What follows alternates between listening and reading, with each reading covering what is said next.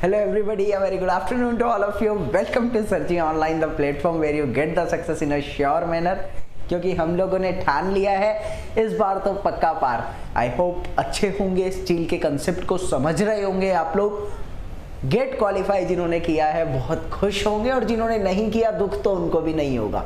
ठीक है, मन में ठान लिया है इस बार नहीं तो अगली बार ही कर लेंगे, लेकिन करोगे जरूर, इतना मुझे पता है।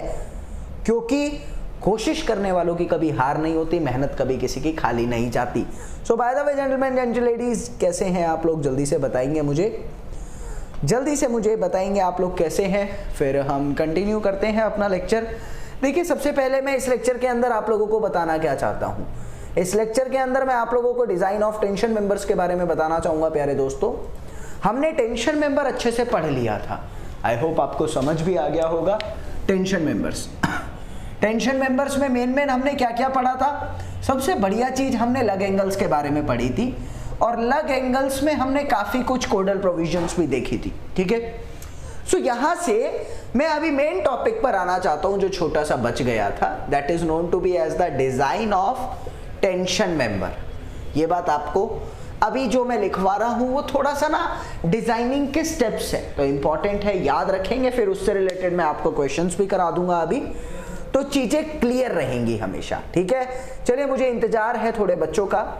अभी भी ब्लर दिख रहा है? ओए, अभी नहीं दिख रहा, अभी तो मैं भी देख रहा हूं, एकदम क्लियर आ रहा है। अभी कुछ ज्यादा हो जाएगा अगर अभी भी आपने कहा। यूपी ट्रिपल एससी की क्लास की बात लास्ट में करेंगे, अभी बने रहो हमारे साथ। I am selected for the SSC tech 52।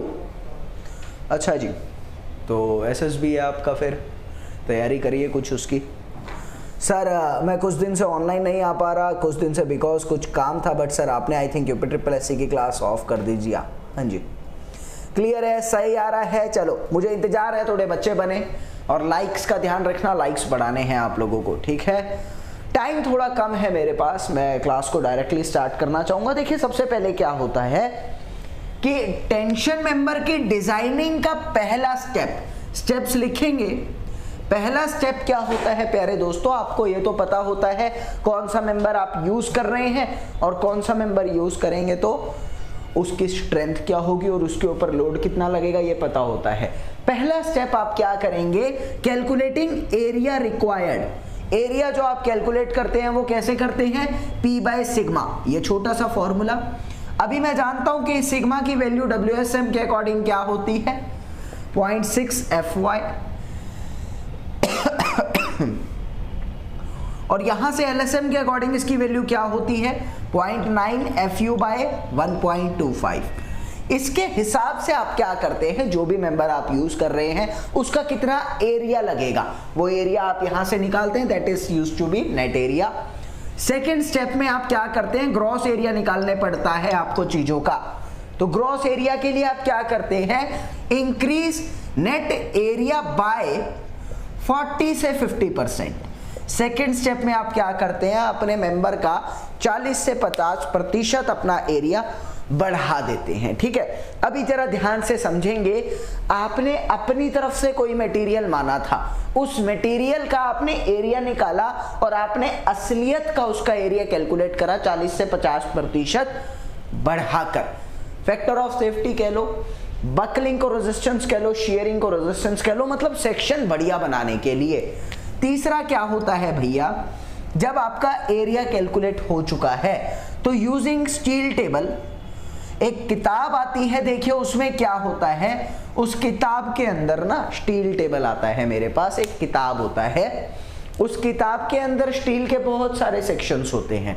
उन सेक्शंस को असल में सारी चीजें दी होती है, सेक्शन का unit weight, area, centre of mass कहलाई करेगा, मोमेंट ऑफ इनर्शिया इसका कितना होगा, वो सारी चीजें हर सेक्शन की गिवन होती है। उस एरिया के हिसाब से मैं स्टील टेबल का यूज करके क्या करता हूं, सेक्शन चूज करता हूं। लिखेंगे सेक्शन सेलेक्ट किया जाता है।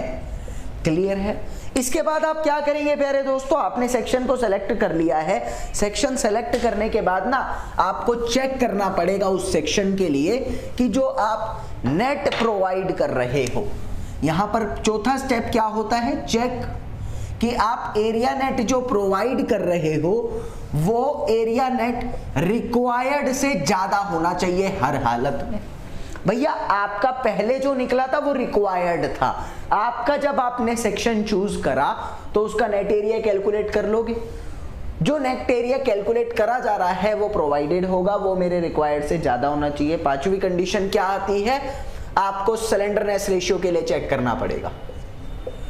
देखो स्लेंडरनेस रेशियो मैंने आपको बताया टेंशन मेंबर के केस में मैक्सिमम कितनी 400 और रिवर्सल ऑफ स्ट्रेसेस के केस में 350।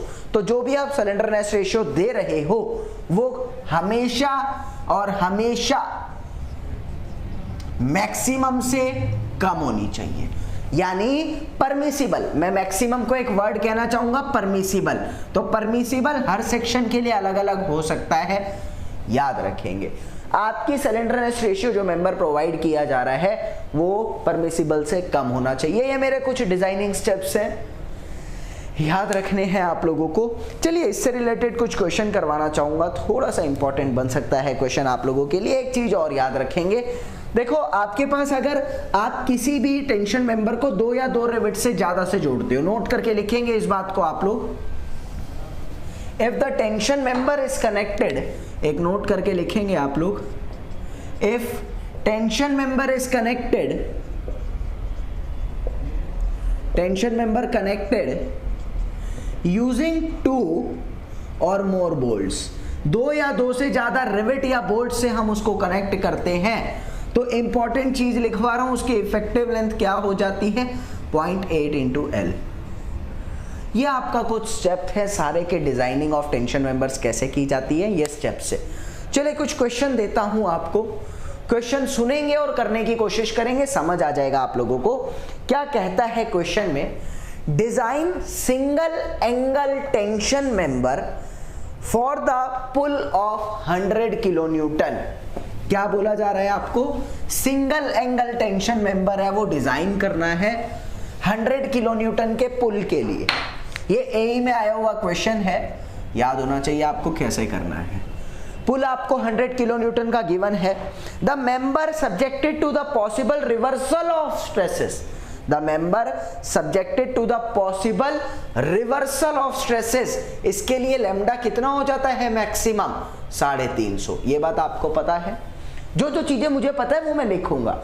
दोबारा बोलते हैं sentence, design a single angle tension member for the pull of 100 kilo newton, the member is subjected to the possible reversal of stresses, length of the member is 3.5 metre, और आगे मुझे कह रहा है कि Fy जो है वो 260 मेगापास्कल है, Fy 260 मेगापास्कल है। आगे मुझे कहता है कि सेक्शन जो आपके पास अवेलेबल हैं, अवेलेबल सेक्शन कौन कौन से हैं वो लिख रखा है। पहला लिख रहा है ISA 75/50/8, 75/50/8, और दूसरा मेरे पास सेक्शन जो अवेलेबल है वो ISA 100/100/10 है, ठीक है।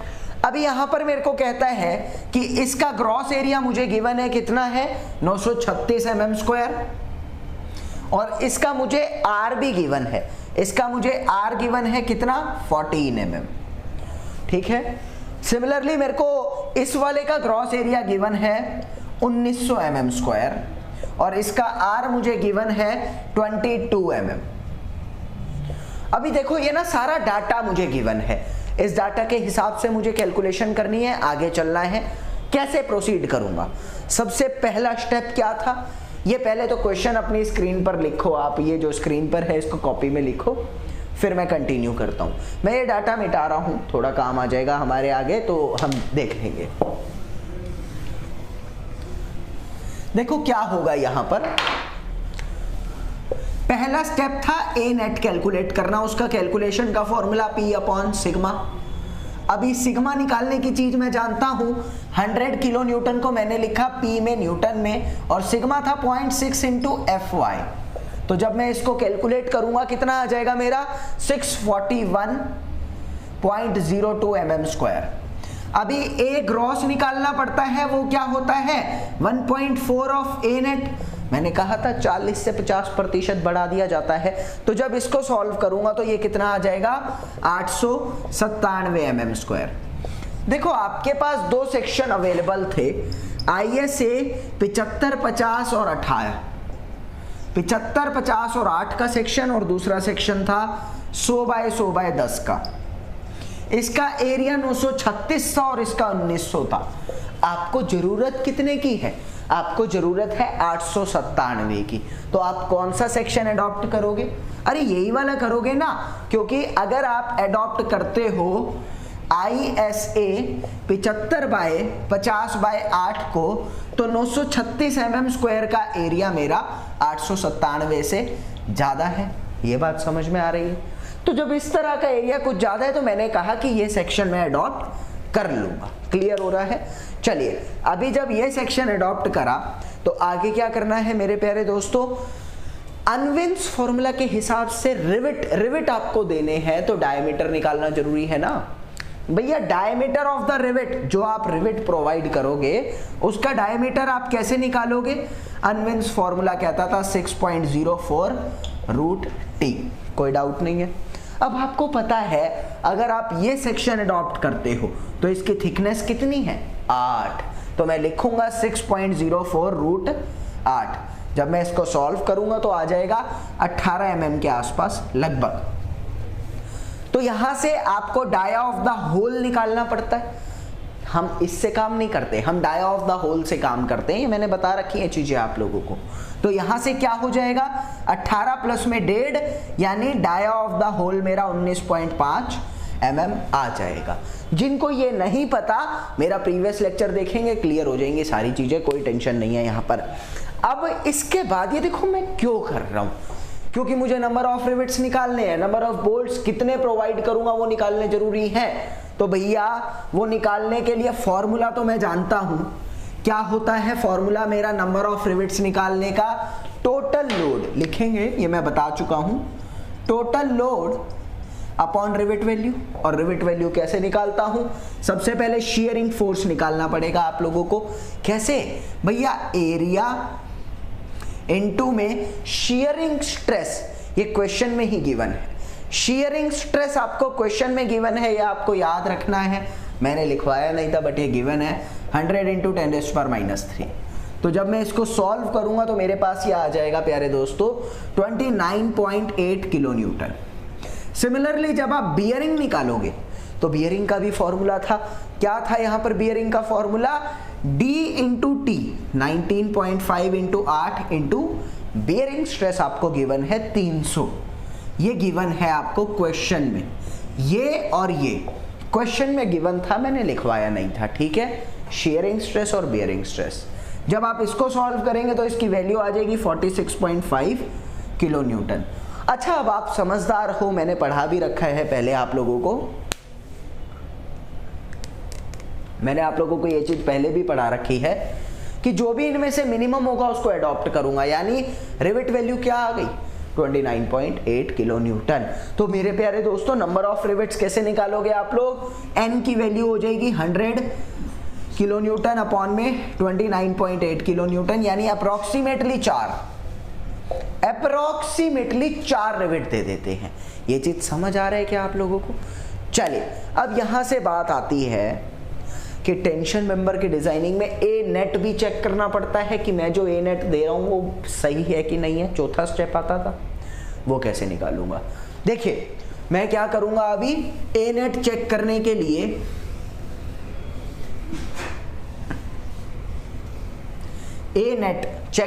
लिए मैं क्या करूंगा, मैंने ना एक एंगल बनाया। मेरे को पता है A1 है, ये A2 होता है। अनकनेक्टेड और कनेक्टेड का सीन था ना। अब आपको पता है कि ए नेट के लिए फॉर्मूला होता था सिंपल, A1 प्लस में K of A2। Previous lecture में बताई हुई चीजें हैं। और K क्या होता था? 3A1 अपॉन में 3A1 प्लस A2। सबसे पहली बात आती है कि आपको A1 निकालना है। A1 कैसे निकालोगे भैया? टोटल लेंथ है 75 और ये वाली लेंथ है 50, थिकनेस है 8। तो मैं A1 कैसे निकालूंगा मेरे प्यारे दोस्तों? मैंने कल ही फॉर्मूला बताया, 75 माइनस में इसके आधे तक चलना होता है। इसके आधे तक जाऊंगा तो 8/2 माइनस में यहां पर जो मैं रिविट दे रहा हूं उसका डाया तो 19.5 इनटू में थिकनेस 8 है, तो जब मैं इसको सॉल्व करूंगा तो कितना आ रहा है मेरा 412 mm²। समझ आ रहा है जो मैं करना चाह रहा हूं यहां पर। उसके बाद बात आती है A2 कैसे निकालूंगा, 50 माइनस में 8/2। अभी इस साइड में तो कोई रिविट नहीं है ना, तो यहां पर इनटू में 8, जब इसको सॉल्व करेंगे तो कितना आ जाएगा मेरा 368 mm²। तो यहां से A1 भी पता है, A2 भी पता है, K पता लग जाएगा आपको। K पता लगने के बाद इस फॉर्मूले में जब आप पुट करोगे तो आपके पास यहां से A नेट का वैल्यू आ जाएगा। देखो यार, क्वेश्चन जो आते हैं ये 8 नंबर से 10 नंबर के बीच पूछा जाता है और ये AE में आएगा, इस तरह का आएगा। तो ये तो मैं कंसेप्ट के लिए समझा रहा हूं आपको। मेन JEE में कोडल प्रोविजंस आती है जो मैं लिखवाता हूं, उसी में से आती है, ठीक है। मतलब ऐसा घमंड नहीं कर रहा, जनरली सिलेबस वही होता है, ठीक है। तो यहां से मैं जब A नेट निकालूंगा सारी वैल्यूज को पुट करने के बाद इन दोनों चीजों में, तो मेरे पास A नेट की जो वैल्यू आएगी प्यारे दोस्तों वो आ रही है 695.36 mm²। क्लियर हो रहा है। और मेरे को पता है ये 695 एक्चुअली में 641 mm² से ज्यादा है, तो मैं कह सकता हूं मेरा सेक्शन ओके है। भैया जो मैं दे रहा हूं वो मेरे रिक्वायर्ड से ज्यादा है। शुरू में A नेट 641 आया था, तो मैं कहूंगा मेरा सेक्शन हर तरीके से ओके है, कोई प्रॉब्लम ही नहीं है किसी भी तरीके की। अब आगे आती है बात, अभी 5वां स्टेप क्या था, लैम्डा चेक करना था आप लोगों को। तो लैम्डा कैसे चेक करोगे, मैंने A1 A2 उल्टा लिख दिया। नहीं यार, A1 A2 एकदम ठीक लिखा है, उल्टा नहीं लिखा, एकदम ठीक है। ठीक है, आर्यन राज ने भी मान लिया, ठीक है। चलो अभी यहां से हम क्या करेंगे इसके बाद जेंटलमैन, हम इसके बाद देखते हैं A नेट तो निकल गया, लैम्डा कैलकुलेट करना। लैम्डा का फॉर्मूला होता है L इफेक्टिव अपॉन में R मिनिमम, यही होता है ना फॉर्मूला। L इफेक्टिव क्या था, 0.8 इंटू में 3500। लेंथ आपको 3.5 मीटर गिवन थी और मैंने कहा था इफेक्टिव लेंथ हम ये अडॉप्ट करते हैं, ठीक है। यहां से आपको कह रहा है R मिनिमम कितना था 14। When I will solve it ना, तो मेरे को ये वैल्यू मिल जाएगी लगभग 200। 1 0 से 1 0 कट गया, सॉल्व करूंगा तो 200, और मुझे पता है ये 200 350 से छोटा है, तो यानी लैम्डा भी मेरा ओके कंडीशन में बैठा हुआ है। तो मैं यहां पर अपना सेक्शन डिजाइन कर चुका हूं हर तरीके से, यानी कि मैं 2 रिविट प्रोवाइड करूंगा। रिविट्स का साइज क्या है, बोल्ट कह लो रिविट कह लो एक ही बात है, 19.5 mm। और चैनल एंगल कौन सा अडॉप्ट करा जा रहा है यहां पर, ISA 75/50/8 का। तो मैं यहां पर इसको अपना टेंशन मेंबर की फॉर्म में यूज करूंगा। सारी चीजें कर चुका हूं, चेक हो चुकी है, बेहतरीन तरीके से हो गया, ठीक है। अभी ये चीज आपको समझ आई है तो जल्दी से थम्स अप करके बताएंगे gentleman and gentle ladies whether got the concept और नॉट। जल्दी से बताएंगे समझ आया कि नहीं आया। देखो मैं बच्चों के लिए जान के नहीं बोल रहा क्योंकि मेरे पास टाइम कम है, मुझे ज्यादा पढ़ाना है अभी। जल्दी बताएंगे क्या समझ आया, जल्दी बताएंगे। चलिए, सचिन नेगी को आ गया है, मयूर डेल को आ गया है, प्रधान को आ गया है, तो पंकज को भी आ गया है, मानवेंद्र को भी आ गया है। बहुत बढ़िया बहुत बढ़िया। अभिनंदन सिंह, आजकल तो यार तुम्हारा नाम बहुत चल रहा है अभिनंदन का, फिल्में बन रही है तुम्हारे नाम पे यार। चलिए, फर्स्ट टाइम से भोगरा सरफराज हमारे साथ बनते हुए। बच्चों को समझ आया, आज शांति है थोड़ी सी, अच्छा भी लग रहा है बट दुख भी हो रहा है। चलिए कोई बात नहीं, हमारी ही गलती के कारण ये बच्चे भागे हैं, कोई ऐसे दिक्कत नहीं, बाद में देख लेंगे। और अभी तो यार अपना नाम है भाई, नाम कैसे है, गेट क्वालिफाई बच्चे करे हैं भैया, ऑनलाइन पढ़ के गेट क्वालिफाई हुआ है बच्चों का। तो अब मैं नहीं कहूँगा पढ़ो, अब तो तुम्हें खुद ने देखना है कि कंटेंट मिलता होगा जब भी तो क्वालिफाई हुआ है। तो भैया अब तो नाम है, कोई टेंशन ही नहीं है। खैर ऐसा कुछ नहीं है जेंटलमैन, नाम के लिए कभी नहीं आता मैं, ठीक है, मैं तो खाली पढ़ाने आता हूँ यार। हाइड्रोलॉजी फिनिश्ड, हाँ यार वो फिनिश्ड है, मेरी तरफ से फिनिश्ड है, तुम टेंशन ना लो, तुम्हारा जितना पेपर में आएगा ना वो सारा फिनिश्ड है, ठीक है। जेई के लिए पढ़ा रहा हूँ ना अभी, तो तो जेई चल रही है, जेई के लिए फिनिश्ड है, ठीक है। सर होली है तभी सब बिजी हैं, पिछले 1 महीने से बिजी हैं क्या? तुम कोई ना कोई बातें ही बोलते रहो। चलिए एक और चीज मैं यहां पर कराना चाहूंगा आप लोगों को, एक क्वेश्चन और करा देते हैं थोड़ा सा, ताकि लग एंगल्स का कंसेप्ट भी एकदम 100% क्लियर हो जाएगा। लिखेंगे लग एंगल्स, मैंने लग एंगल्स कल पढ़ाया था एंड आई होप आपको आया भी होगा लग एंगल्स, फिर मैं कंप्रेशन मेंबर की तरफ बढ़ूंगा, ठीक है। तो लिखेंगे लग एंगल्स।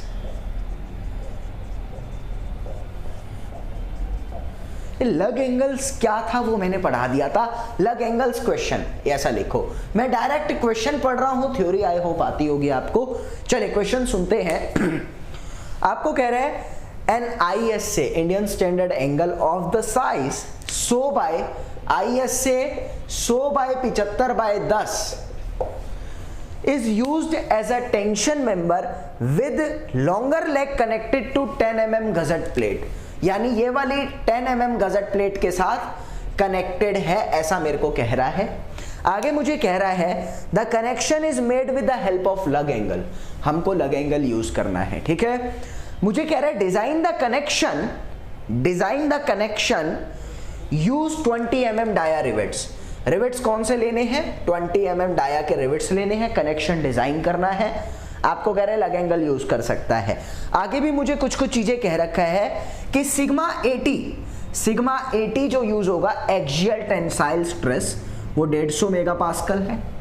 शीयरिंग स्ट्रेस जो आपका यूज होगा वो 100 मेगापास्कल है, और बियरिंग स्ट्रेस जो आपका यूज होगा वो 300 मेगापास्कल है। ये आपको गिवन है। आगे आपको क्या कह रहा है क्वेश्चन के अंदर? हाँ जी, टेस्ट सीरीज का इंतजार है, होली पर आ जाएगी टेस्ट सीरीज पक्का। हम लोगों ने प्रिपरेशन शुरू कर दी है टेस्ट सीरीज की। मेरा भी गेट क्रैक है, मयूर डेल फेसबुक पर आप हमको मैसेज कर दो अपना कॉन्टेक्ट नंबर और आप गेट क्वालिफाई हो वो, ठीक है। अपना कॉन्टेक्ट नंबर मैसेज कर दो फेसबुक पर, ये लिखकर आपका स्कोर क्या है और आपकी रैंक क्या है और आपका गेट मतलब स्कोर और रैंक क्या है, ये लिखकर हमें मैसेज कर दो। फिर हम लोग जो पार्टी कर रहे हैं उसमें आपको इन्विटेशन दिया जाएगा, ठीक है। शेयर किए और शेयर लेग डिफरेंट है, बिल्कुल होते हैं डिफरेंट, कल भी भूल गया था अभी बता दूंगा।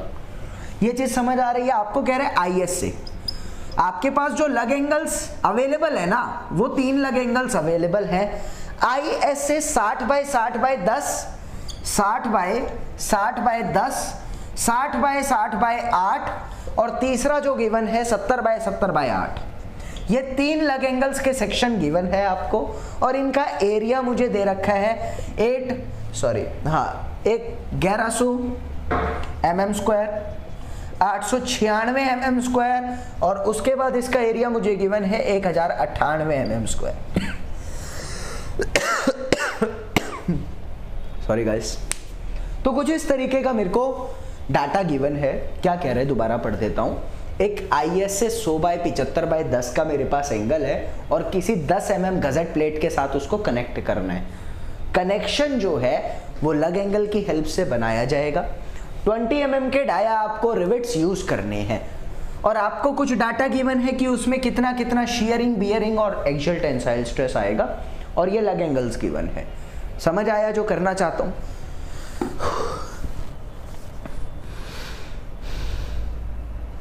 चलिए सबसे पहले बात आती है इसको डिजाइन करने का स्टेप क्या होगा हमारा। मैं क्वेश्चन मिटा दूं क्या? क्वेश्चन हटा देते हैं। सबसे पहली बात आती है डिजाइन करने का स्टेप क्या होगा मेरा यहां पर।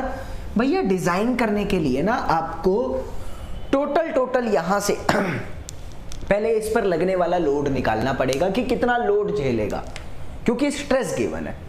मैं जानता हूं लोड निकालने का फॉर्मूला होता है स्ट्रेस इनटू एरिया। अभी यहां पर एक बात समझना कि ये वाला स्ट्रेस कौन सा है। ये स्ट्रेस कौन सा होगा? Obviously sigma 80। क्यों? क्योंकि टेंशन मेंबर है। टेंशन मेंबर के अंदर एक्सियल टेंसाइल स्ट्रेस ही आता है ना। एरिया नेट निकालना है। एरिया आपको पता ही नहीं है, लेकिन एक चीज पता है आपको कि आपके पास जो एंगल है वो मेरे को कितने का गिवन है? 100/75/10 का, यानी ये पूरी 100 है, 75 है और ये 10 है, ये भी 10 है। तो आपको एरिया निकालना पड़ेगा। एरिया आप कैसे निकालेंगे प्यारे दोस्तों?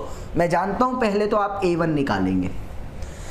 A1 आप कैसे निकालेंगे भैया? A1 निकालने का तरीका 100 माइनस में इसके आधे तक चलेगा ना, 10/2 माइनस डाया भी तो माइनस करना पड़ेगा होल का। आपको क्वेश्चन में गिवन था 20 mm का रिवेट है, तो यहां पर होल कितने का हो जाएगा? 20 प्लस में 1.5 यानी 21.5 mm का मेरा होल का डाया आ जाएगा। 21.5 माइनस कर दिया, ठीक है। सिमिलरली मैं निकालूंगा A2। A2 क्या होगा? 50 माइनस में 10/5 इंटू 10। तो जब दोनों को सॉल्व करूंगा ना तो नेट एरिया क्या हो जाएगा? नेट एरिया मैं जानता हूं A1 प्लस A2। क्यों मैंने A1 A2 लगाया? जब मेरे को पता है कि जब मैं लग एंगल्स का यूज करता हूं, लग एंगल्स का यूज करने में मेरे प्यारे दोस्तों इधर जो K होता है इसकी वैल्यू 1 हो जाती है, तो A1 प्लस A2 हो गया ना। तो इसीलिए जब मैं दोनों को ऐड करूंगा तो नेट एरिया जो आ रहा है मेरा 1435 mm² आएगा, ठीक है।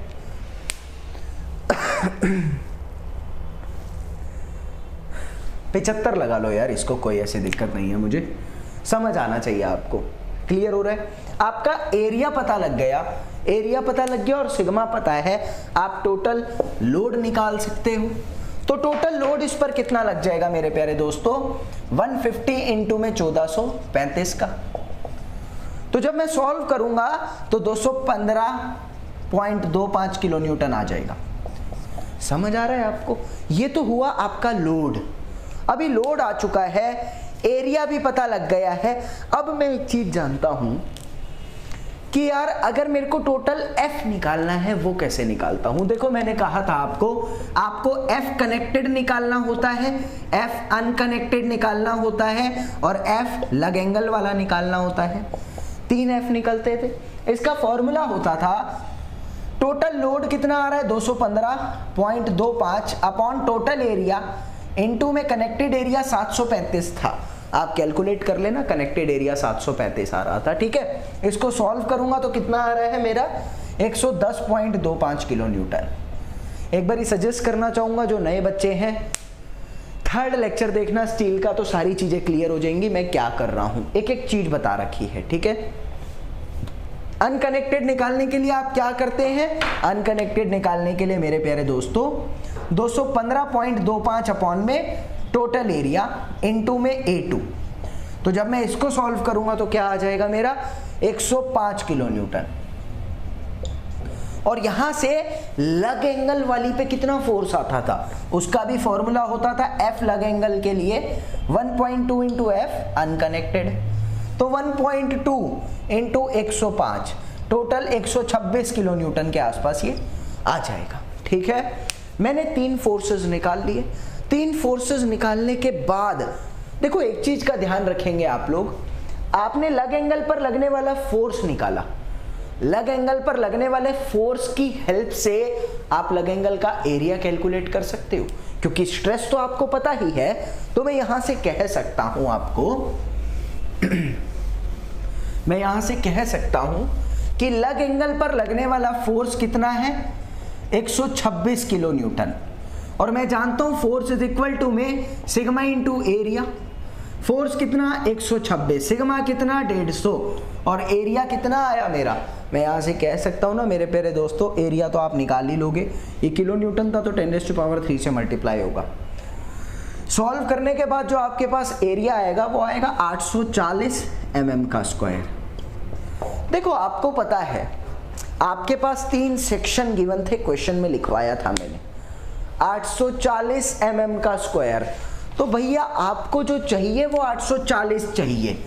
आप इसमें कौन से वाला सेक्शन प्रोवाइड कर सकते हो, इसमें मेरे प्यारे दोस्तों चेक करना पड़ेगा। देखते हैं। मैंने कहा सपोज मैं करता हूं 60/60/8 का सेक्शन।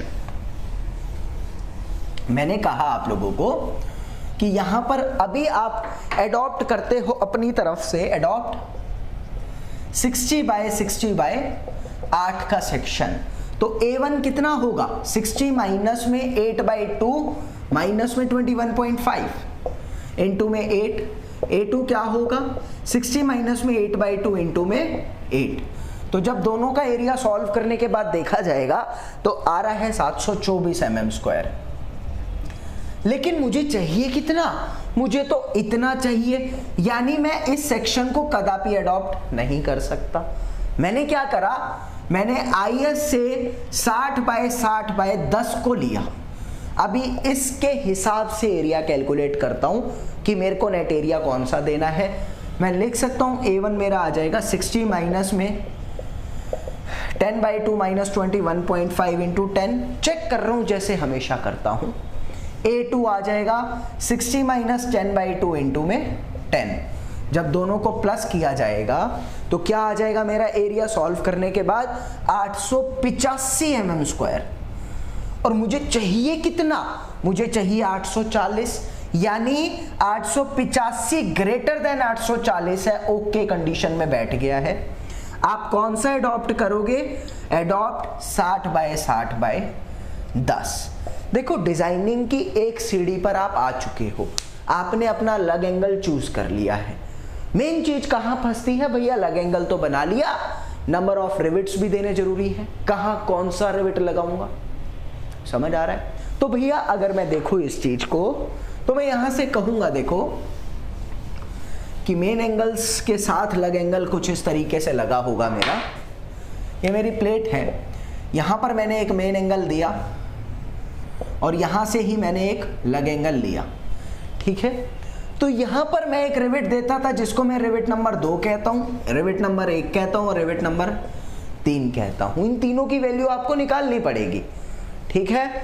तो यहां से मैं क्या कर सकता हूं, मैं N1, N2 और N3 निकालना चाहता हूं। उसके लिए क्या करना पड़ेगा भैया, नंबर ऑफ रिविट्स का फॉर्मूला क्या होता है, नंबर ऑफ रिविट्स का formula load upon rivet value.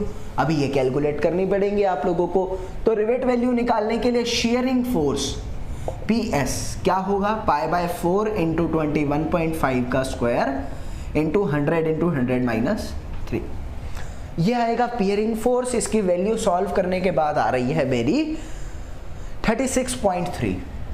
Similarly bearing force कितना आ रहा है, बियरिंग फोर्स मेरा आ जाएगा यहां से 21.5 इंटू थिकनेस इंटू में 300 इंटू 10⁻³ सॉल्व करूंगा तो लगभग आ रहा है 64.5 किलो न्यूटन।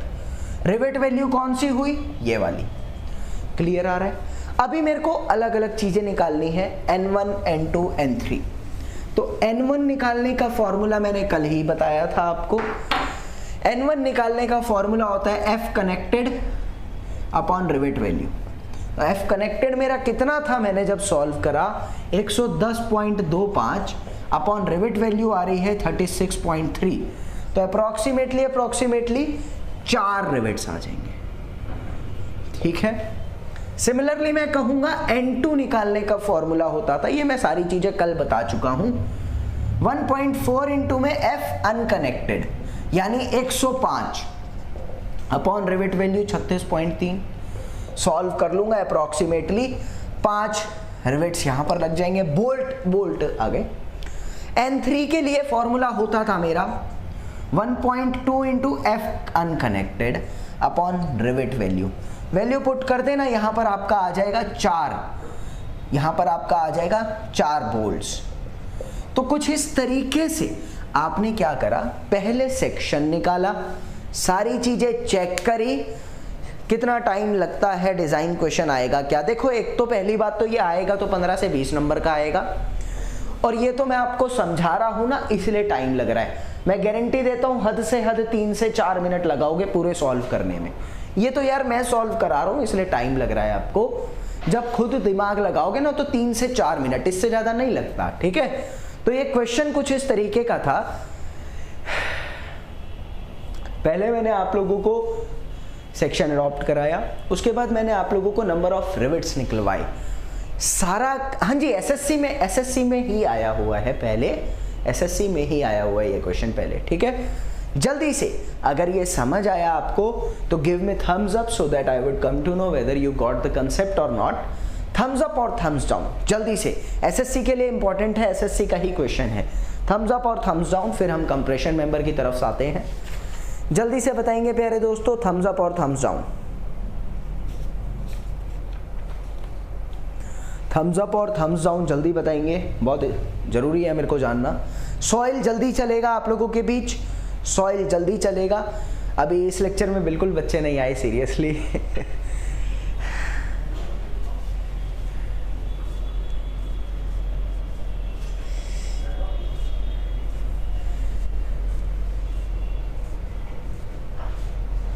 चलिए 25 तारीख को बीएमसी का एग्ज़ाम है, इरिगेशन बाकी है। देखो यार, इरिगेशन मैंने पूछा था तो अभी हमारे को मैनेजमेंट ने यही कहा है कि अभी ये करवाया है तो यही करवा दो, इरिगेशन बाद में कर लेंगे। सर स्टील को कंप्लीट कराना गेट और ईएस, गेट और ईएस के लिए अलग सीरीज चलेगी, अभी जेई लेवल चल रहा है, ठीक है। तेज बहादुर को 50% आया, कोई बात नहीं, आ जाएगा, दोबारा देखना। कब तक होगा स्टील, 2-3 क्लास और लगाऊंगा, स्टील करा दूंगा, ठीक है। उसके बाद इरिगेशन पे आएंगे हम लोग। चलिए समझ आ गया है बच्चों को। अभी अगला हम कंसेप्ट आते हैं कंप्रेशन मेंबर की तरफ। कुछ कोडल प्रोविजंस लिखवाऊंगा, याद रखना। उससे पहले मैं आपको कुछ सजेस्ट भी करना चाहूंगा।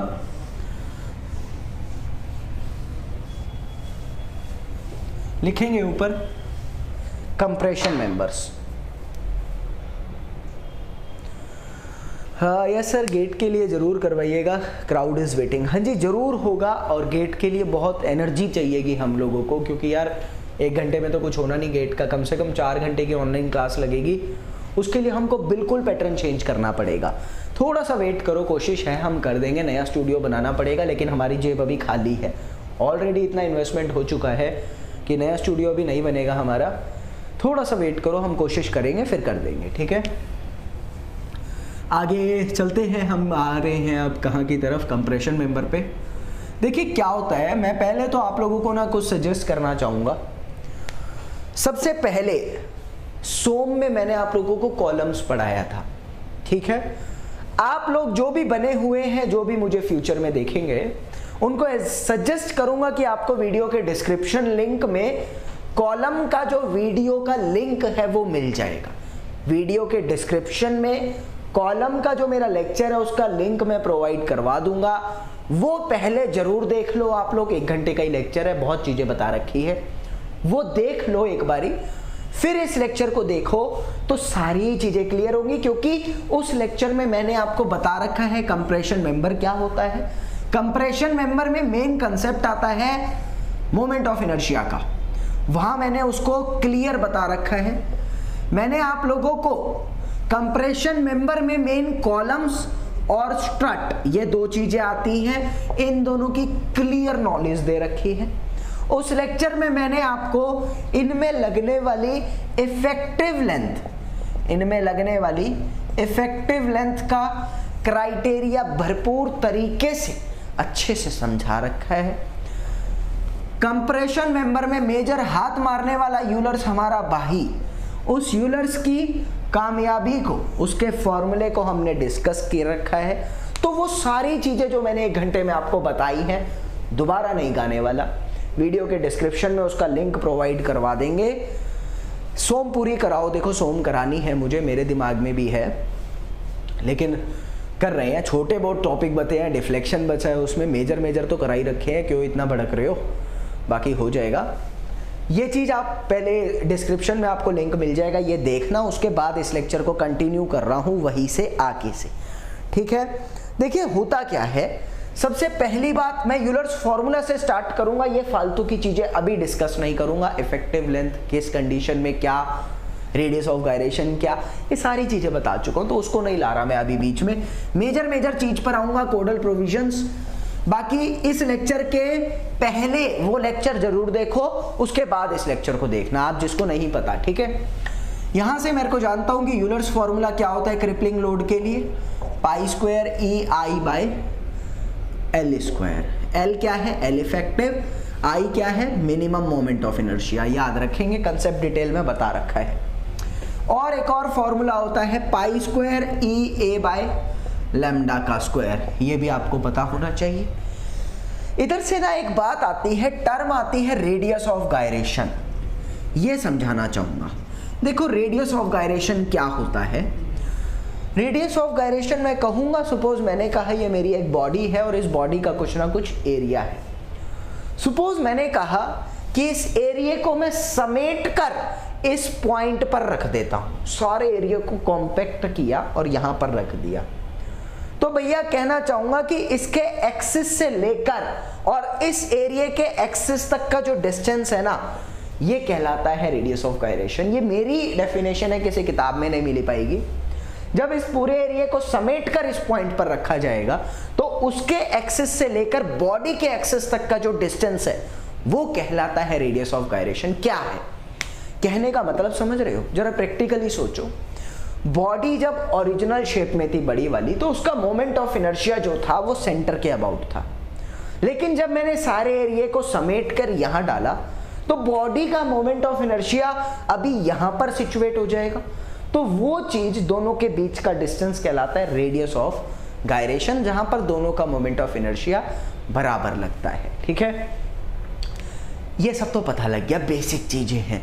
मैंने कहा रेडियस ऑफ गायरेशन का मेजर पर्पस क्या है। एज अ सिविल इंजीनियर मुझे पता होना चाहिए कि रेडियस ऑफ गायरेशन जितना ज्यादा होगा, यहां पर मैं लिखूंगा it is used to control buckling effect.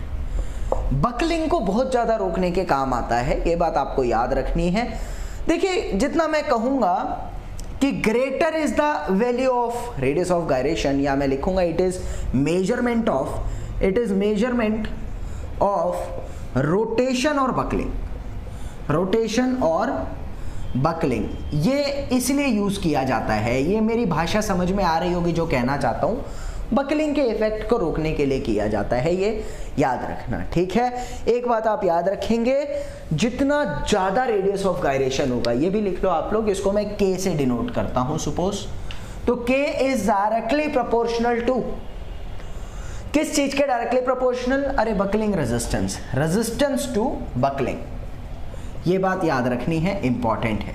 अब यहां से अगली कोडल प्रोविजन की ओर मैं आना चाहता हूं। देखिए क्या होता है कि हर चीज पर एक परमिसिबल स्ट्रेस का क्राइटेरिया होता है, एक वैल्यू होती है कि कितना उस पर परमिसिबल स्ट्रेस है। तो वो फॉर्मूला याद रखना आप लोगों को, लिखेंगे यहां पर मैक्सिमम एक्सियल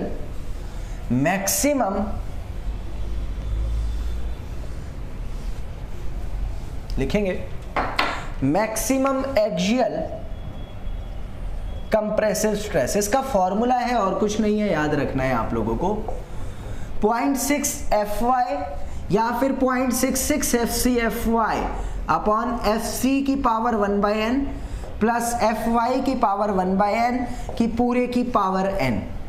ये एक छोटा सा फॉर्मूला है, इन दोनों में से जो मिनिमम होगा वो मैं अपना maximum axial compressive stress adopt करूंगा। देखो समझ में रखना इस चीज को। Fy क्या होता है? Yield strength. Fc क्या होता है? ये आपको पता है, Fc कहलाता है मेरा compressive stress, Euler's compressive stress कह लो या कंप्रेसिव स्ट्रेस कह लो, एक ही बात है यूलर्स के अकॉर्डिंग। ठीक है, और यहां पर n क्या है? ये कहलाता है इम्परफेक्शन फैक्टर। देखो इम्परफेक्शन फैक्टर क्या होता है ये ध्यान रखोगे, कोई भी मटेरियल परफेक्ट नहीं होता, कुछ ना कुछ सब में कमी होती है। ठीक है,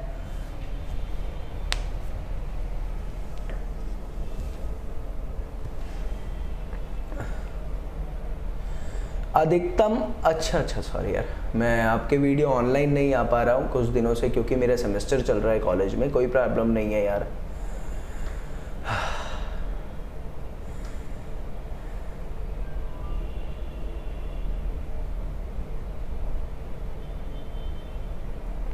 चले आगे चलते हैं। मैं जो बताना चाह रहा था आप लोगों को कि ये इम्परफेक्शन फैक्टर का मतलब क्या होता है। इम्परफेक्शन फैक्टर का मतलब होता है कि कोई भी चीज बॉडी परफेक्ट नहीं होती तो हम एक फैक्टर रखते हैं ताकि हमारे सारे रिकवरी हो जाए, और उसका वैल्यू याद रखेंगे 1.4 है, बाकी सारी चीजें कवर अप हो गई। एक इंपॉर्टेंट नोट करके लिखेंगे कि ये जो है ये लेटरली अनसपोर्टेड के लिए यूज किया जाता है। This formula is being used for laterally unsupported columns. अच्छा बात आती है फिर लेटरली सपोर्टेड के लिए कौन सा? लेटरली सपोर्टेड के लिए यूलर्स वाला अडॉप्ट करते हैं। This is for laterally unsupported columns, मतलब मेरा कॉलम जो है वो अच्छी तरह फिक्स नहीं है, तो उसको कहते हैं लेटरली अनसपोर्टेड। ठीक है, याद रखेंगे, इंपॉर्टेंट। यहाँ पर जगविंदर कहता हुआ एक बच्ची को प्रियंका कौंडल क्या हुआ, क्या बात चल रही है भाई यहाँ पर, हम भी देखे जरा सी एक बारी। कुछ भी नहीं हुआ यहाँ पर, तो प्रियंका कौंडल का कोई मैसेज ही नहीं है, किसको कहा जा रहा है।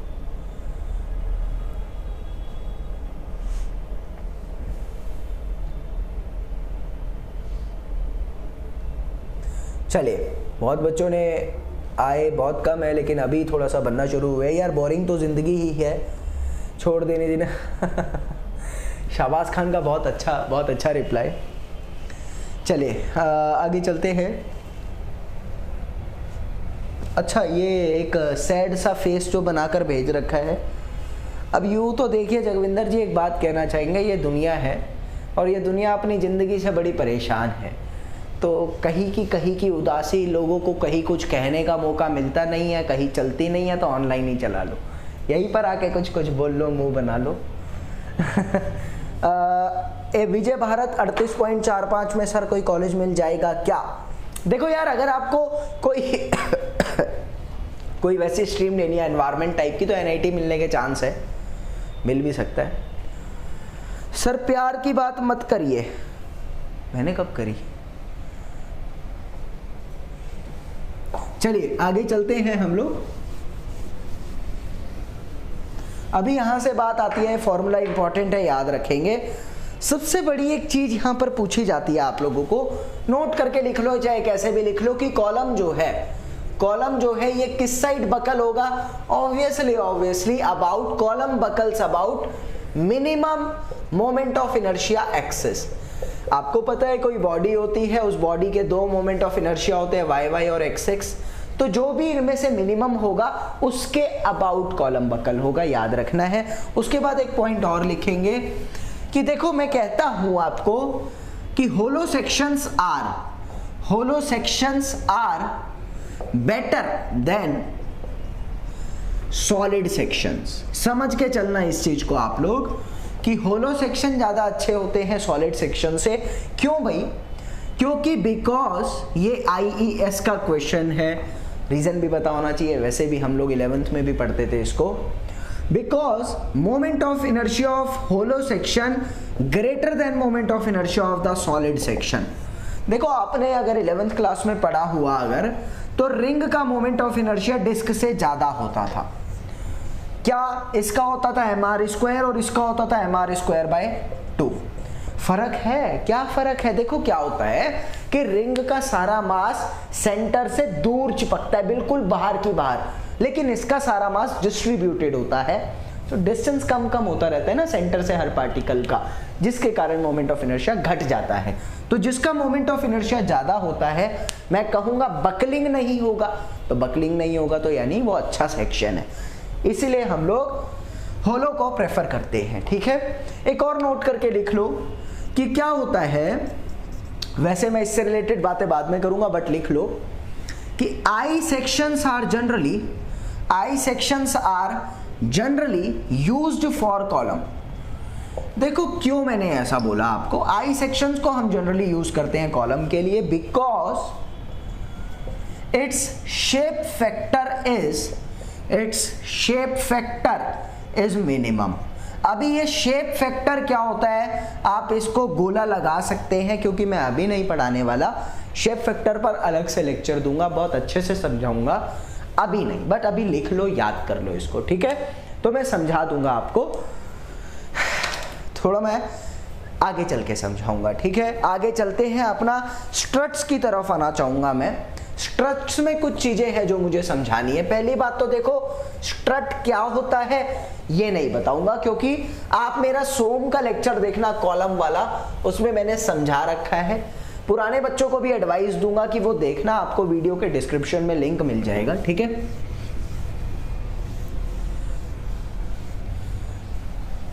तो यहां से देखिए, स्ट्रट में जनरली हम क्या करते हैं, दो तरीके के स्ट्रट आते हैं।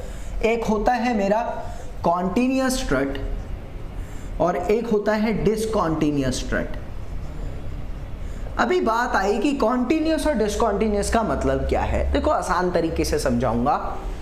आपने सुना है कॉन्टिन्यूस बीम, उस बीम का मतलब जानते हो भैया क्या होता था? यहाँ पर कॉलम, यहाँ पर और आगे मेरा बीम कंटिन्यूटी में चल रहा है, यहाँ से यहाँ तक, यहाँ से फिर यहाँ तक, इसको कहता था कॉन्टिन्यूस बीम, है ना। ऐसे ही कॉन्टिन्यूस स्ट्रट होता है। क्या होता है कि सपोज मैंने कहा कि आपका ना स्ट्रट कुछ है लंबा सा और यहाँ पर मैंने इसको कनेक्शन दिया है, लेकिन वो कनेक्शन जो है बीच में भी है, यानी दो कनेक्शन से लेकर आगे कंटिन्यू स्ट्रट जो चलता रहता है। If the strut is containing more than one connection, that it is known as the continuous strut। अगर मैं कह दूं कि मेरे स्ट्रट में सिर्फ दो ही कनेक्शन है, दो के बीच में है, तो इसको कहलाते हैं डिसकंटीन्यूअस स्ट्रट। ये बात आपको याद रखनी है। कल का मोटिवेशनल लेक्चर टाइम का मुझे नहीं पता, बट आपको मिलेगा जरूर, इतना पता है। मैंने कंटेंट बेहतरीन लिख रखा है, वो मैं दूंगा जरूर, ठीक है। Do your work with passion, it will be your fashion. जिसको समझ आया थम्स अप करना, नहीं आया तो कल सुनना, ठीक है। एटीट्यूड एक नोट करके लिखेंगे हम इससे रिलेटेड बात। मन कर रहा है स्टडी क्विट करूं, वो बहुत पढ़ाई करने के बाद भी मार्क्स नहीं आ रहे। एवेंजर्स जी आपके मुंह से ये बात सुनकर हमें अच्छा नहीं लग रहा। नाम तो इतना बेहतरीन रख रखा है आपने अपना, क्वालिटी कुछ है नहीं, इतनी जल्दी हार मान गए अभी से। अरे जिंदगी यार, ये जिंदगी जो है ना, ये बहुत कुछ देगी अभी आपको, ठीक है। इस जिंदगी में एटीट्यूड मेंटेन करो। इतनी जल्दी हार मानोगे तो कैसे लाइफ जियोगे? अभी मेहनत करते रहो, सफलता मिलेगी, ठीक है। चलिए, अभी बच्चों को समझ आता भी है या फिर ऐसे ही बस यू और यू कर देते हो? मतलब यार डिप्रेस डिप्रूस ना हुआ करो। देखो यार, ये बेकार की बातें अपने को पसंद नहीं आती है। मैं हार मान गया, मैं डिप्रेस हो गया, क्या क्या कर लिया ऐसा जिंदगी ने तुम्हारे साथ जो तुम डिप्रेस हो गए? अभी मैं ऑनलाइन हूँ इसलिए कुछ ज़्यादा बोल नहीं रहा, लेकिन खुद समझो यार कि क्या डिप्रेशन, सिविल लिया तुमने, अरे सिविल वाले के मुंह से डिप्रेस्ड वर्ड तो बिल्कुल नहीं। मस्त रहो, तैयारी करो, दोबारा से काम चल जाएगा, ठीक है। डिसकंटिन्यूअस के लिए एक नोट लिखेंगे आप लोग। क्या नोट होगा कि सिग्मा एसी का मतलब आप समझ रहे हैं, axial compressive stress, axial compression reduced by 20%। भैया जब हम डिसकंटिन्यूअस स्ट्रट की बात करते हैं ना, तो सिग्मा एसी को हम जनरली रिड्यूस कर देते हैं। मैं कहना चाहूंगा, देखो सिग्मा डैश एसी नया वाला जो आएगा वो 0.8 ऑफ सिग्मा एसी रहता है। कोडल प्रोविजन है, याद रखेंगे, बहुत जरूरी है ये सारी चीजें। आगे मेरी आती है बात यहां से कि यार अगर आपने अपने स्ट्रट को कॉन्टिन्यूअस तो डिसकॉन्टिन्यूअस तो बना रखा है, लेकिन 2-3 रिवेट दे रखे हैं, 2 या 2 से ज्यादा रिवेट हर कनेक्शन पर आपने अपने स्ट्रट में दे रखे हैं, तो इस केस में आपका जो सिग्मा एसी रहेगा, इस केस में जो आपका सिग्मा एसी रहेगा वो एज इट इज रहेगा। भैया कहने का मतलब कि पहले वाले कनेक्शन में तो देखो एक ही रिवेट था, मतलब कनेक्शन जो था वो एक रिवेट से हो रहा था, एक यहाँ, तो उस केस में सिग्मा एसी रिड्यूस हो जाता है, कोडल प्रोविजन है। और जब 2 या 2 से ज्यादा रिवेट होते हैं कनेक्शन पर डिसकंटिन्यूअस में, तो सिग्मा एज इट इज रहता है, याद रखना है। इस केस में आपका, चलो छोड़ो वो बात की बातें, वो बाद में ही बता दूंगा मैं आपको।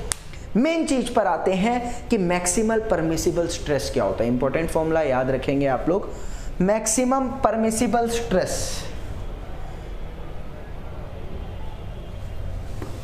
मैक्सिमम परमिसिबल स्ट्रेस फॉर्मूला लिखेंगे।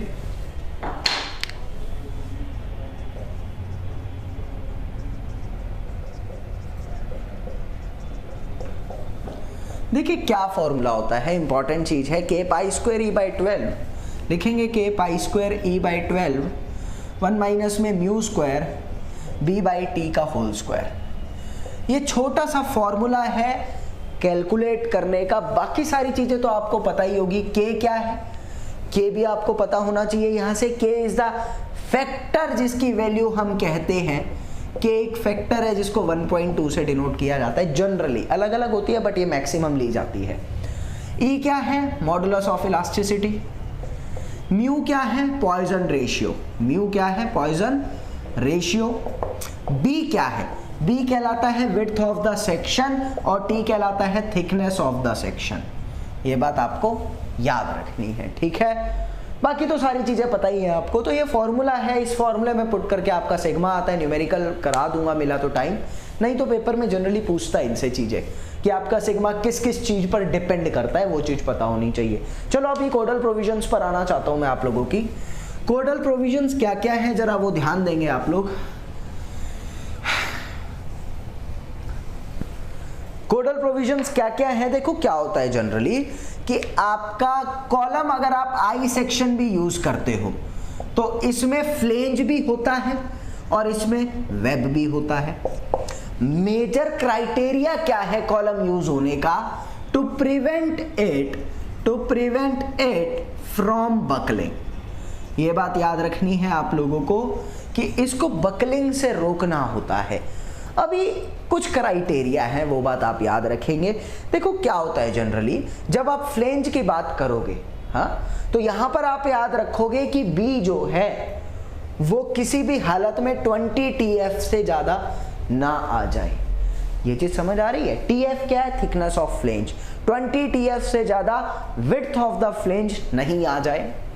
सिमिलरली जब आप वेब की बात करोगे तो वेब के लिए भी इंपॉर्टेंट क्राइटेरिया है, ये बात आपको याद रखनी है। देखो क्या होता है, अभी बात आएगी यहां पर 16 भी लिखा होता है कई जगह। मैं पहले ही बता दूं 16 भी लिखा होता है और कोड में 16 ही है, लेकिन एक पेपर में मैंने देखा था वहां 20 था यार। मैं बता देता हूं सही में, एक पेपर में 20 था इसलिए मैंने 20 लिखवाया है। तो 20 और 16 दोनों चीजें आप ध्यान में रखो, मतलब पेपर में कुछ भी पूछ लेता है, ये जेई है। वेब के लिए जब आप करोगे तो वेब के लिए भी आपको याद होना चाहिए कि DW depth of the web upon में TW, इसकी रेशियो किसी भी हालत में 50 से ज्यादा नहीं होनी चाहिए। इंपॉर्टेंट क्राइटेरिया याद रखेंगे आप लोग, ठीक है। कोडल प्रोविजन क्या होता है? जो कोड में अपने को गिवन होता है वो कहलाता है कोडल प्रोविजन, ठीक है। ये चीज समझ आई आपको कि भैया बी जो है 16 TF से ज्यादा नहीं होना चाहिए। फ्लेंज के लिए 20 भी था एक पेपर में, मैं बता दूं। और वेब के लिए D/TW 50 से ज्यादा नहीं होना चाहिए। ये हमारी जनरली क्राइटेरिया होते हैं फ्लेंज और वेब को बकल कराने के, ठीक है।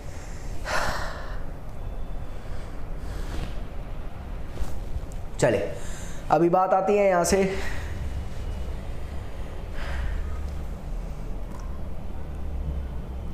अरे क्या दो बच्चे जो हैं क्या लिखे जा रहे हैं यहाँ पर अपनी मराठी भाषा में।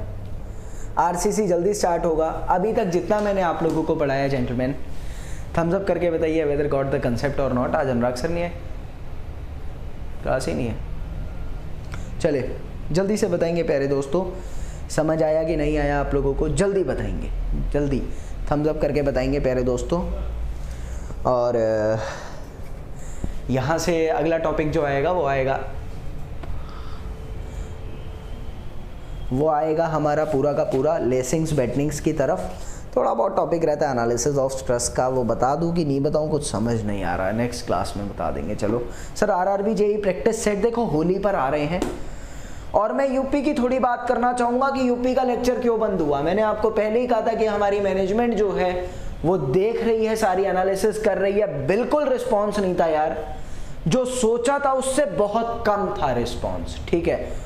यूपी का लेक्चर इसलिए बंद किया गया है, रिस्पॉन्स नहीं होता था उसमें। मैंने आपको कहा भी था कि आप एक ही जना 2-3 से देखो, बट यहाँ पर लाइव शो करो ताकि मैनेजमेंट खुश रहे।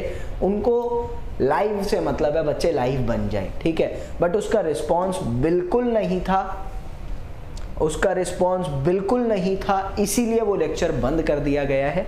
लेकिन एक खुशखबरी बताना चाहूंगा कि होली पे आप लोगों के लिए एक टेस्ट सीरीज लॉन्च हो रही है। टेस्ट सीरीज की गारंटी मेरी कि बेहतरीन तरीके के क्वेश्चंस है। बायलिंगुअल टेस्ट सीरीज होगी, हर क्वेश्चन का आंसर भी दिया जाएगा, सॉल्यूशन भी होगा, ठीक है। प्रियंका कौंडल जी कह रही हैं आपकी तबीयत ठीक नहीं लग रही है, you have to take rest, ठीक है, आपका गेट कैसा गया प्रियंका जी ये बताओ पहले। हमें याद आ रहा है कि आपने एक लेक्चर में बताया था you have given GATE exam, तो आपका गेट कुछ हुआ कि नहीं हुआ ये बताओ। रेस्ट रुस्ट की तो छोड़ो, हम भारतीय जवान हैं, आराम हमारी ज़िंदगी में नहीं लिखा होता, ठीक है। जल्दी बताओ प्रियंका जी आपका गेट कुछ गया कि नहीं गया। क्लास एवरीडे चलेगी क्या टेस्ट सीरीज़? देखो ये तो पता नहीं है, शायद से 2 दिन या 3 दिन में एक टेस्ट रखने की बात चल रही है और 10 टेस्ट हैं उसके अंदर, 10 टेस्ट हैं उसके अंदर, तो शायद से 1 और 2 दिन में रखी जा रही है। हाँ यार वो हाथ में दर्द है, वो कैनुला लगाया था वो निकला तो पता नहीं कौन सी नस रह गई है, उसमें दर्द हो रहा है बड़ी तेज का। जल्दी से यहाँ पर प्रियंका जी अपना कमेंट नहीं बताया आपने, शायद प्रियंका जी का गेट नहीं निकला। अब ये बोलने में उन्हें झिझक हो रही है कि मैं पास नहीं हो पाई। ये लो जी बात चेंज हो गई है, होली है कब? अरे प्रियंका जी आपका गेट निकला कि नहीं निकला ये बताओ आप। सीपीओ का चले बाय सर, बिल्कुल गुड नाइट। अभी देख रहे हैं आप पूरे लेक्चर में बच्चे नहीं थे लेकिन जाने के टाइम पे बच्चे आ गए हैं, ठीक है। ये तो अपना पुराना ही लक है, हम साथ लेकर आते हैं। 16 मार्क्स आ गए, थोड़ा सा रह गया एक बच्चे का गेट। 20 और 21 को होली है, तू बता ले पहले। अभी चेक नहीं करा गेट का रिजल्ट, कब करोगे? कल रात से गेट का रिजल्ट आया हुआ है और अभी तक देखिए मैं पहले बताना चाहूँगा जिन बच्चों का गेट क्वालिफाई हो चुका है वो हमारी फेसबुक के पेज पर मैसेज करो, अपना गेट का रिजल्ट जो भी नंबर आया है वो बताओ और आपका कितना रैंक आया है वो बताओ, ठीक है। आपके लिए पार्टी हम रख रहे हैं, हमारी तरफ से आपके लिए पार्टी रहेगी, मस्त पार्टी करेंगे, ठीक है। तो फेसबुक का लिंक देखिए हमारे टीम की तरफ से आपको मिल रहा है, फेसबुक का लिंक। जिनका क्वालिफाई हुआ है वो लिखेंगे, झूठ वाला मत लिखना क्योंकि डॉक्यूमेंट्स चेक करे जाएंगे आप लोगों के, फेक नहीं होगा। हाँ जी मैं कह रहा हूँ क्वालिफाई हुआ है, चाहे बिल्कुल एक्सट्रीम केस पर रहकर क्वालिफाई हुआ। जिसका क्वालिफाई हुआ हमारे फेसबुक पे अपना कॉन्टेक्ट नंबर, अपनी गेट की रैंक और अपना जो भी आपका ये नंबर आया है गेट में वो बताइए। पार्टी आपके लिए हम रख रहे हैं और पार्टी गारंटीड होगी, मेरी अभी मैनेजमेंट से यही बात हो रही थी और वो भी रेडी है कि पार्टी हम करेंगे, ठीक है। Don't waste time please. वही लेक्चर हो चुका, बस जितना कराना था, अब लेक्चर नहीं पढ़ाऊंगा, अभी तो मैं फालतू की बातें ही करूंगा आपसे, ठीक है। या कहो तो 5 मिनट पढ़ा लेता हूँ, छोड़िए यार नेक्स्ट क्लास में ही करेंगे। सर एग्जाम कब होगा आरआरबी का? अभी टाइम है। अच्छा पार्टी में क्या होगा? सब कुछ होगा। महफूज हुसैन जी को हम धन्यवाद कहना चाहते हैं। महफूज हुसैन जी आपका रिजल्ट मेरे को पता लगा, आपका गेट क्वालिफाई हुआ है और शुभकामनाएं भी देना चाहते हैं हम इस चीज़ से रिलेटेड। अपना कॉन्टेक्ट नंबर आप किसी भी तरीके से हमको दीजिए, आप FB यूज़ नहीं करते तो हमें नहीं पता, मेरा व्हाट्सएप नंबर होगा आपके पास, नहीं तो मेरी मेल ID लो nik123goel@gmail.com। इस मेल ID पर आप अपना कॉन्टेक्ट नंबर, रैंक और जो भी आपका नंबर आया है वो व्हाट्सएप करिए। क्वालिफाई होना चाहिए जस्ट, ठीक है। मोटिवेशन क्लास कल आप लोगों के बीच बनेगी और जरूर देखिएगा मोटिवेशन क्लास।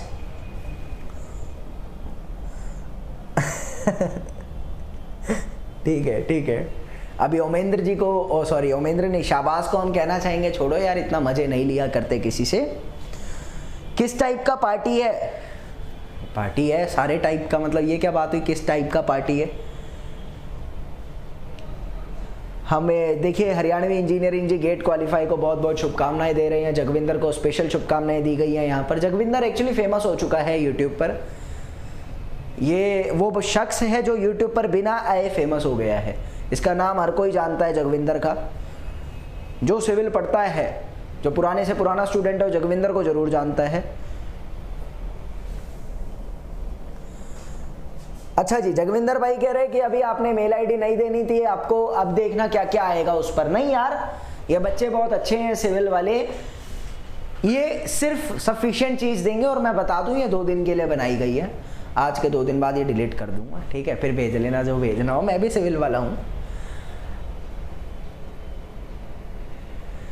अरे भाइयों, मैं भी सिविल वाला हूँ, दिमाग मुझ में भी है, मेरी ऑफिशियल मेल आईडी थोड़ी है, ये तो 2 दिन बाद मैं रद्द कर दूंगा, ऐसी ऐसी तो 36 बना रखी है मैंने। चले चलते हैं यार, अच्छा लगा, thank you for continuously watching me in this lecture. बच के रहिए, मौसम की मार गंदी हो रही है आजकल, ठीक है, और मेरे से कुछ सीखिए। रात को हॉस्पिटलाइज था मैं और सवेरे लेक्चर ले लिया मैंने, तुम्हारे सवेरे डिस्चार्ज हुआ तो हॉस्पिटल से। इंस्पिरेशन भाई, एटीट्यूड, कुछ सीखो यार, ठीक है। मेहनत करते रहो, जिनका नहीं हुआ क्लियर डरने की जरूरत नहीं है, इस बार नहीं तो अगली बार, लेकिन करना है पार, पक्का। मेहनत करेंगे, इतनी मेहनत करेंगे कि हमारी किस्मत भी देखती रह जाएगी, यार इसकी किस्मत में क्या नहीं हो सकता, ये इतनी मेहनत करता है। तो मेहनत करेंगे, होगा जरूर, यही नहीं तो जेई कुछ तो करेंगे, ठीक है। तो हारना नहीं है, एक आधे दिन का गम होता है, लेकिन गम क्यों यार, सिविल वाले हो, हमको गम नहीं होता, ठीक है। अच्छा जी, हमें तो यार बहुत लोग बोलते हैं, बाय द वे इस बार पक्का पार, बिल्कुल कोशिश करनी, और कोशिश करने वालों की कभी हार नहीं होती। एग्जाम्पल देखो यार, नवाजुद्दीन सिद्दीकी का, कितने साल उसने स्ट्रगल करा, गार्ड, एटीएम गार्ड की नौकरी तक करी है उसने, लेकिन सक्सेस मिला। मेरा मतलब एक आइडियल बंदा है वो, मैंने बहुत कुछ सीखा, मतलब उसमें कलाएं अलग, एक्टिंग अलग, दम मारने का ढंग अलग, मतलब अलग बंदा है वो, ठीक है। तो चलते हैं, आप लोग भी हारना नहीं है, कुछ करना है जरूर, और करना है तो करना है, डरना नहीं है, ठीक है। तू कर मत डर, ठीक है। कल मोटिवेशन लेक्चर जरूर आएगा आप लोगों के लिए, देखना, अच्छा रहेगा। काफ़ी चीज़ें मैंने ऐसी लिखी हैं उसके अंदर जो मुझे पर्सनली बहुत अच्छी लग रही हैं, ठीक है। तो अच्छा है, आप लोग देखना, ठीक है। सो चलते हैं, thank you for continuously watching me in this lecture. जय हिंद, जय भारत, बाय।